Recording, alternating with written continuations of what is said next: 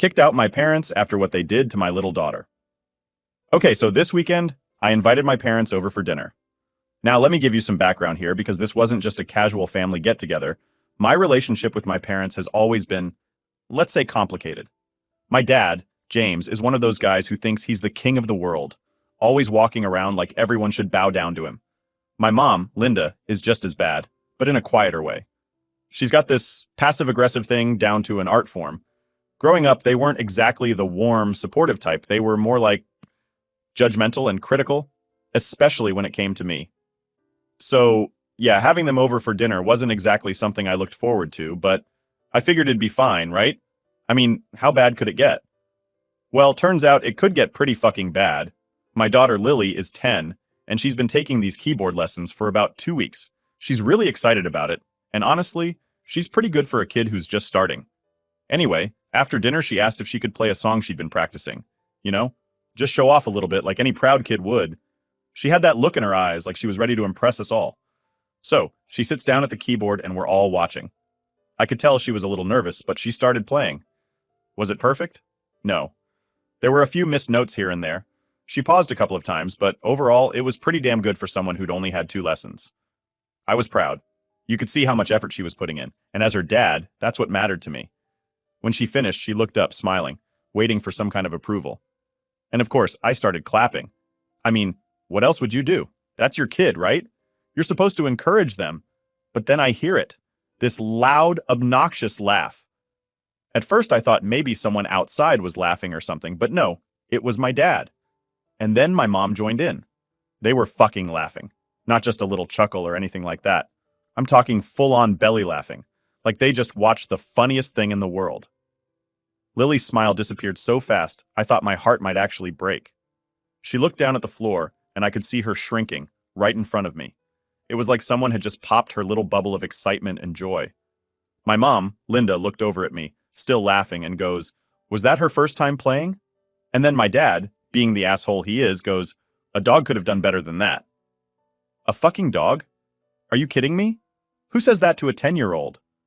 Lily, bless her heart, was trying so hard to hold it together. She quietly said, "No, I've had 2 lessons. It's hard using both hands," but you could tell she was crushed. And of course, that just made them laugh harder. I could feel the anger rising in me. Like, I'm not the kind of guy who flips out easily, but this was too much. I was standing there, watching my parents laugh at my kid, and I just snapped. I got up from my chair, walked over to the table, and grabbed their cups. I didn't even care about being polite at this point. I just said, "Leave, now." My mom, still trying to act all innocent, goes, "Oh, we haven't finished our drinks yet. We want to hear another song." I wasn't having any of it. I said, "No, get your stuff and get the fuck out of my house." My dad started doing this huffing thing he always does when someone challenges him, like he's about to explode because how dare anyone talk back to him, right? My mom, still trying to act like nothing happened, says, "You don't have to be like this. We're just preparing her for the real world. You can't protect her forever, you know." That was it for me. I don't know where it came from, but I just blurted out, "This isn't preparing her for the real world. You're just nasty little bullies picking on a kid. And you know what? This right here is why I was so fucked up as a kid. Now, get out." They looked at me like they couldn't believe what I just said. But I wasn't backing down. Not this time. I wasn't going to let them hurt my daughter the way they hurt me all those years growing up. They finally got their stuff together and left. But not without my dad throwing a few more huffs my way. Like he was the victim in all of this. Typical. After they left, I sat down with Lily. She looked so defeated, like she'd just gone through a war. I could see the tears welling up in her eyes, and I just felt this overwhelming guilt, like I hadn't protected her enough. I told her, "Hey, you did amazing. I'm so proud of you. Don't listen to them. They're just mean because they don't know how to be nice. That's all it is." She nodded, but I could tell she wasn't convinced. So I asked her, "Can you play it for me again? I'd love to hear it." And you know what? She did. She played it again, and yeah, there were still some missed notes, but I clapped even louder this time because screw what my parents thought. My daughter was doing her best, and that's all that mattered. Later that night, when Lily was asleep, I sat there thinking about everything that had happened. This wasn't the first time my parents had pulled this kind of crap. They'd been like this my whole life, always criticizing, always making me feel like I wasn't good enough. But now, seeing them do the same thing to Lily, It was different. It hit harder. I wasn't going to let them do to her what they did to me.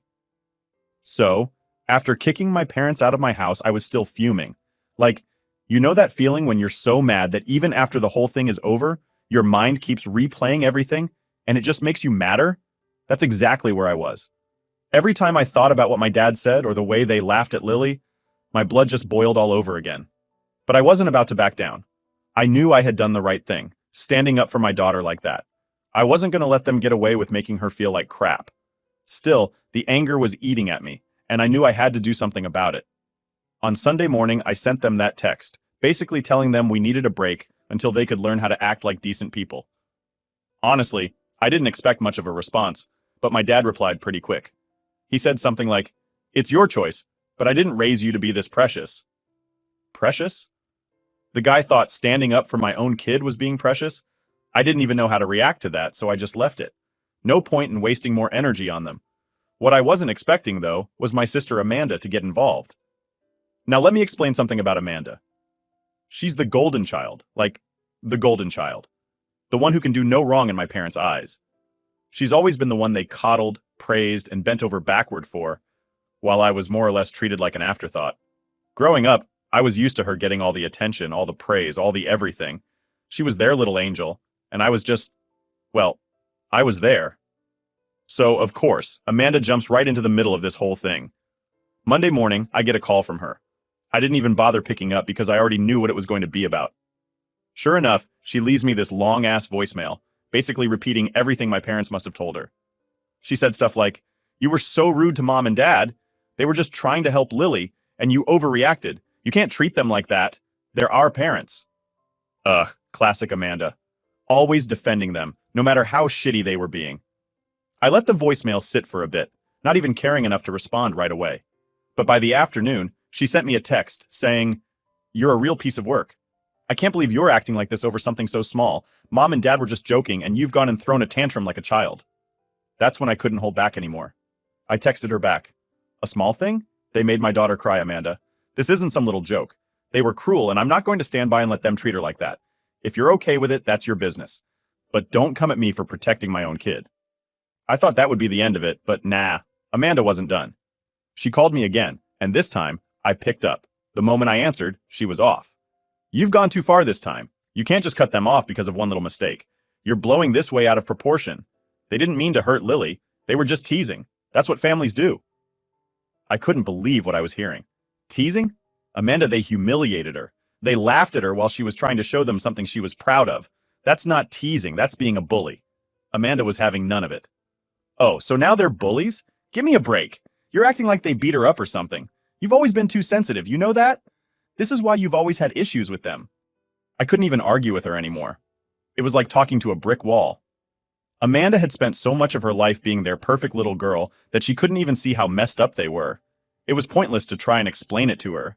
So I just said, "You know what, Amanda, go fuck yourself," and hung up the phone. Now, maybe that wasn't the most mature way to handle it, but I was done. I wasn't going to sit there and let her make me feel like the bad guy for standing up for my kid. I knew she'd run straight back to my parents and tell them everything, but honestly, I didn't care. For the next couple of days, I was getting random texts and calls from other family members. Apparently, Amanda had been busy. She'd told everyone who would listen her version of events, and now I had cousins, aunts, and even a couple of old family friends messaging me asking what happened. A few of them were polite about it, just curious. But most of them? Oh, they were mad. I got messages like, "You shouldn't have talked to your parents like that. And family is family, you don't just kick them out." But there was one that really pissed me off. It was from my cousin Sarah, who I hadn't spoken to in months. She texted me, "I heard what you did. How could you treat your parents like that? After everything they've done for you, this is how you repay them? Disgusting." Disgusting? I couldn't believe it. What the hell had my parents told everyone? At this point, I felt like I was in the middle of some messed up family drama where I was the villain, and all I did was protect my kid from their shitty behavior. I thought about responding to all of them, defending myself, explaining what really happened. But then I realized, what's the point? These people weren't there. They didn't see what happened. All they had was my parents' twisted version of the story, and nothing I said was going to change their minds. So, I did the only thing that made sense. I blocked every single one of them. I didn't need that kind of negativity in my life, and I definitely didn't need it messing with Lily. She was already dealing with enough after what happened. The thing is, This whole situation made me realize just how toxic my family really is. I always knew my parents were tough to deal with, but seeing how everyone rushed to their defense without even asking for my side of the story, it showed me that they were never going to change. They were always going to be on my parents' side, no matter how messed up they were. At the end of the day, I didn't need them. I had Lily, and I was going to do everything I could to protect her from the same shit I had to deal with growing up. If that meant cutting off my parents, Amanda, and the rest of them, so be it. Because at the end of the day, Lily is what matters. And I'm not letting anyone, hurt her the way they hurt me. Update 1. If I thought things were going to cool down after I told Amanda to fuck off, I was dead wrong. Honestly, I should have known better. Amanda's always been the type to hold a grudge and stir shit up when she doesn't get her way. But even I didn't expect her to take it this far. It all started on Tuesday, a few days after I kicked my parents out and blocked half the family.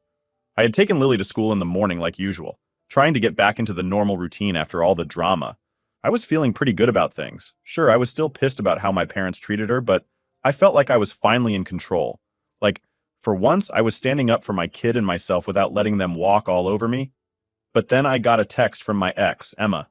We've been divorced for a few years now, and while things haven't always been smooth between us, we're usually civil when it comes to co-parenting Lily. So, when I saw her name pop up on my phone, I figured it was just something about Lily's school or weekend plans.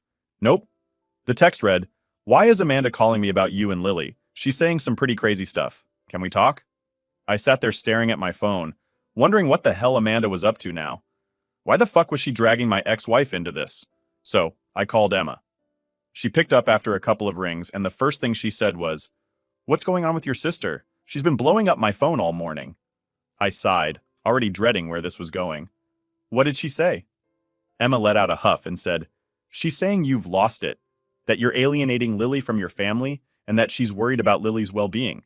She even hinted that maybe Lily would be better off with me full-time." I felt my stomach drop. Was Amanda seriously trying to mess with custody now? "What the hell?" I practically shouted into the phone. "She's trying to make it sound like I'm a bad dad over one argument with our parents?" Emma sounded a little hesitant, but she said, "Look, I don't know what's going on, but Amanda's making it sound like you're losing control. She said you kicked your parents out for no reason and that Lily's upset and doesn't want to see you." I couldn't believe what I was hearing. It's like Amanda had gone off the deep end. That's complete bullshit. Lily's fine. She was upset because of what our parents did, not because of me. Amanda wasn't even there. She has no idea what happened. Emma paused for a second, and I could tell she wasn't sure who to believe. "I don't know, man. I just want to make sure Lily's okay. Maybe it's time we talk to her about all this, together." Now I could tell Emma wasn't trying to cause more problems, but the fact that Amanda had gotten her involved was pushing me to my limit. I knew if I didn't handle this right, things could spiral out of control fast. I didn't want to have to go back to court or deal with any custody bullshit because of Amanda's meddling. "Yeah, of course, we can talk to Lily," I said, trying to sound calm even though I was still fuming inside. "But Amanda's just trying to stir the pot. Lily's not upset with me. She's upset because our parents made fun of her. That's it." Emma seemed to relax a bit. "Okay, well, I'm going to talk to Amanda and tell her to back off. I don't want her dragging me into this mess." "Please do," I muttered, running a hand through my hair. "This is ridiculous." We hung up, and I sat there for a minute, trying to collect my thoughts. Amanda wasn't just messing with me now. She was trying to turn everyone against me. But going after custody? That was low, even for her. Later that day, after I picked Lily up from school, I sat her down to talk. I didn't want her getting blindsided by anything Amanda or anyone else might say. "Hey, sweetheart," I started, trying to keep my voice calm. "I wanted to talk to you about something. And Amanda's been saying some things about me and you, and I just wanted to make sure you're okay." Lily looked up at me with a confused expression. "What do you mean?" "Well, she's been telling people that you're upset with me and that you don't want to see me. But I know that's not true, right?" Lily's eyes widened. "Why would she say that? I'm not mad at you, Dad." I smiled a little, relieved to hear her say that. "I know, kiddo. I just wanted to make sure. Sometimes people say things that aren't true, and I didn't want you to get worried if you heard anything like that." Lily nodded, looking a little confused but mostly okay. "I don't get it. Why would Aunt Amanda lie?" That was the question, wasn't it? Why was Amanda doing this? Was she trying to win points with my parents, or was she just being petty because I told her to go fuck herself? "I don't know, sweetheart," I said, shaking my head. "But it's nothing for you to worry about. I'll take care of it." She seemed satisfied with that answer, so we left it at that. But inside, I was still boiling. Amanda had crossed a line, and now it was time to deal with her once and for all. The next morning, I called Amanda. She didn't pick up, so I left her a message, keeping it short and to the point. Amanda, stop dragging my ex-wife and everyone else into this. You weren't there, and you don't know what happened. This is between me, Mom, and Dad. Stay out of it. I didn't expect a reply, and honestly, I didn't care if she gave one. I'd said my piece. But just to be safe, I reached out to a lawyer friend of mine to make sure Amanda couldn't mess with custody or anything like that. Better safe than sorry, right? By the end of the week, things had started to settle down. I didn't hear anything more from Amanda or my parents. Emma told me that she had talked to Amanda and basically told her to stay out of our business, which was a relief. Still, the whole thing left a bad taste in my mouth. I knew Amanda wasn't done. She'd probably keep running her mouth to the rest of the family, but as long as she kept her claws out of my relationship with Lily, I could live with that. At the end of the day, all that mattered was that I was doing right by my daughter. If that meant cutting off toxic people, even family, then so be it. Because no matter how much they tried to twist things, I wasn't going to let them make Lily feel like she wasn't good enough. Not now, not ever. Update 2. So after dealing with Amanda trying to drag Emma into the whole mess, I thought things would finally start cooling down. I was wrong. I should have known that my parents wouldn't just let it go, especially not my dad. He's never been the type to back down, even when he's wrong, especially when he's wrong. But what came next was on a whole new level of messed up. It was Friday afternoon, and I'd just gotten off work. I was looking forward to a quiet weekend, maybe take Lily to the park or the movies, something chill to get our minds off everything. Just as I'm about to sit down and relax for the first time in what felt like forever, my phone buzzes. It's an email from my mom. Now, I wasn't expecting anything good, but I opened it anyway, thinking it was going to be another guilt trip or some passive-aggressive nonsense about how I overreacted. But nope, it was way worse. The email started out with her usual stuff, talking about how I overreacted by kicking them out, how they were just joking, and how I've always been too sensitive. But then she goes into this whole new level of crazy by saying they want to meet with me, without Lily, to discuss things. Yeah, like that was going to happen. But it wasn't just the request that threw me off. It was how she said it.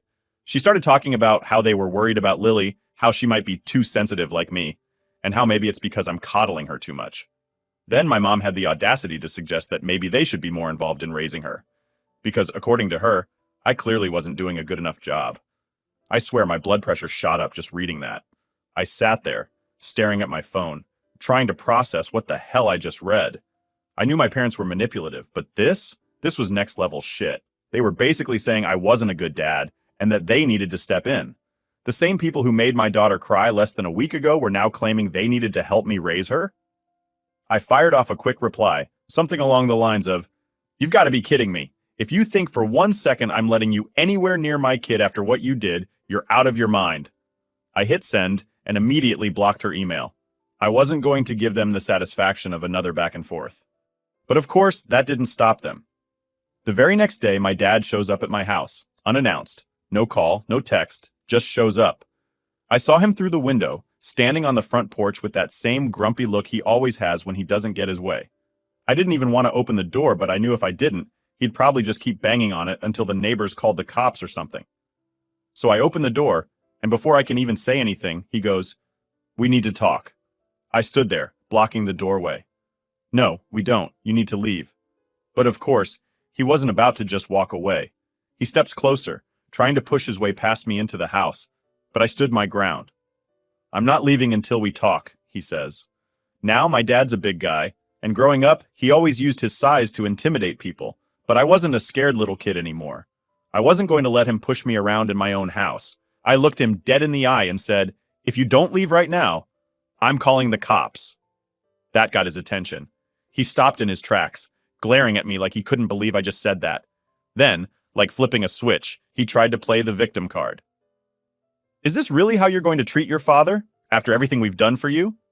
That line right there, that's what set me off. Everything they'd done for me? What, like all the years of emotional abuse? The constant criticism? The way they made me feel like I was never good enough? "Yeah, thanks for all that," I snapped. "Everything you've done for me? You mean like all the times you tore me down growing up? Or how you treated me like shit because I didn't live up to your expectations? Or maybe how you humiliated my daughter last week? Yeah, Dad, real great job raising me." He looked stunned for a second, like he didn't know how to respond. But then, he went right back to being the same old asshole he's always been. "You're still living in the past, son. You've got to let it go." Let it go? I couldn't believe he was saying that. Like all the stuff they'd done was no big deal, just water under the bridge. You know what, Dad? I'm not the one who needs to let it go. You need to realize that you're the problem. You and Mom both. And until you do, you're not welcome here. He started to argue again, but I cut him off. I mean it. You're not coming back here. And if you try to pull any more of this bullshit with Lily, I will take legal action. I'm done playing nice. He just stood there for a moment, staring at me like he couldn't believe what I was saying. And for the first time in my life, I didn't feel scared. I didn't feel like the little kid trying to please his parents. I felt in control. Finally, my dad turned around and walked back to his car. I stood there watching him drive away, feeling this huge weight lift off my shoulders. For once, I hadn't backed down. I hadn't let him or my mom get to me. That night, I sat down with Lily and told her about the whole thing. I didn't give her all the details, just enough so she knew what was going on, and that she didn't need to worry about seeing them anymore. She looked up at me and said, "Are they going to be mad at you?" I smiled at her and said, "Probably, but I don't care. I've got you, and that's all that matters." Lily smiled back, and that was all the reassurance I needed. Because yeah, my family might be a mess, but at least I knew I was doing right by my daughter. And that's all that really mattered. Update 3. By the time Saturday rolled around, I was honestly exhausted from all the drama. Between Amanda dragging Emma into the mess, my parents trying to play the victim, and my dad showing up at my door like a wannabe mafia boss, I was just done. All I wanted was a quiet weekend with Lily, just to recharge and get back to normal. But of course, that wasn't in the cards. It was early afternoon, and Lily was in her room, doing whatever 10-year-olds do when they're alone with a tablet. I was in the kitchen making lunch when the doorbell rang. I froze for a second because, after everything that had gone down the past week, I wasn't exactly excited to answer the door. I wasn't in the mood for another unannounced visit from my parents, or worse, Amanda. I walked to the door, half expecting to see one of them standing there ready for round 2. But when I opened it, I was met with a total stranger. She was maybe in her early 50s with this weird, fake smile plastered on her face. I'd never seen her before in my life, but she was holding a clipboard, so my immediate thought was that she was a saleswoman or something. "Hi," she said in this overly sweet voice. "I'm from Child Protective Services. We received a report, and I'd like to talk to you about your daughter, Lily." I swear my heart stopped. "CPS? Are you kidding me?" "What?" was all I managed to choke out. My brain was scrambling, trying to figure out what the hell was happening. She didn't flinch, just kept that same fake smile on her face. "We got an anonymous report expressing concerns about your daughter's welfare, so we need to follow up and make sure everything's all right." I stood there for a moment, stunned. It didn't take a genius to figure out who the anonymous tip came from. This was Amanda. She'd crossed a line, and now she was trying to mess with my kid's life in a whole new way. "Are you serious?" I finally said. "There's nothing wrong with Lily, she's fine." She nodded like she'd heard that line a million times. "I understand this might be upsetting, but we're required to investigate every report we receive. Can I come in?"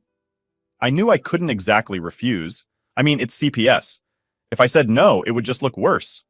So I stepped aside and let her in, my stomach doing flips the whole time. This was the last thing I needed. She walked into the living room and looked around, making little notes on her clipboard like she was some kind of detective. Meanwhile, I was trying to keep my cool, but inside, I was raging. How could Amanda do this?